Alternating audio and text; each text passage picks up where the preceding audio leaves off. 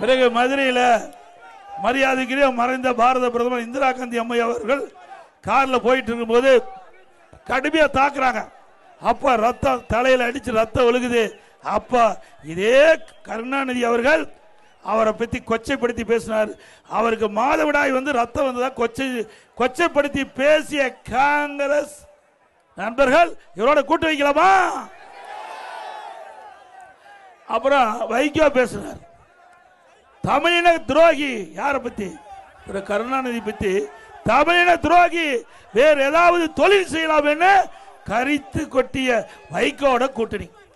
ஏப்பா நீலாம் கூட்டணி வைக்கலாம், நான் கூட்டணி வச்சா தப்பா? எவ்வளவு பெரிய வார்த்தை! அப்புறம் கருணாநிதி கருணாகம் என பேசியவர் திமுக இருக்கிறார்.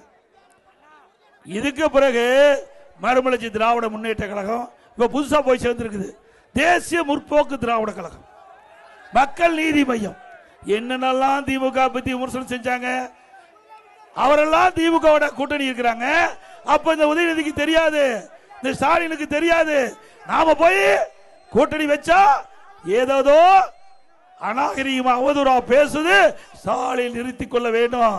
இல்லைன்னா இன்னும் நிறைய இருக்குது திரு ஸ்டாலின் பேசுவதற்கு. நான் அடக்கம் தேவை. நான் கிராமத்தில் பிறந்து வளர்ந்தவன், எப்படி பேசுறது கிராமத்துக்காரருக்கு தெரியும். உன்னை போல சொகுசான வாழ்க்கை வாழ்ந்தவன் அல்ல. இந்த கை மம்முட்டி பிடிச்ச கை, ஏர் பிடித்த கை.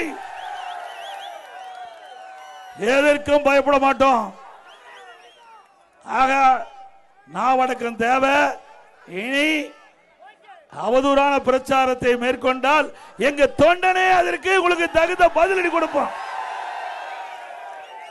நல்லாட்சினா எடப்பாடியார் தான். வாக்களிப்பீர் இரட்டை இலைக்கே.